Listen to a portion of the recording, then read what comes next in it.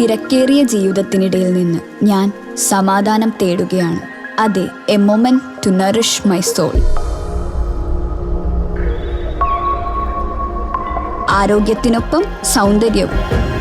സമഗ്രമായ ആരോഗ്യത്തിന്റെയും സൗന്ദര്യത്തിന്റെയും പുതിയ തുടക്കത്തിനായി മട്ടാഞ്ചേരിയിൽ സ്ഥിതി ചെയ്യുന്ന ആയുർസ്പർശ് ആയുർവേദ ഹോസ്പിറ്റൽ നിങ്ങളേവരെയും സ്വാഗതം ചെയ്യുന്നു. രാസ അടിയന്തരാവസ്ഥകൾ നേരിടാൻ സിയാൽ വിജയകരമായ മോക്ക് ഡ്രിൽ നടത്തി.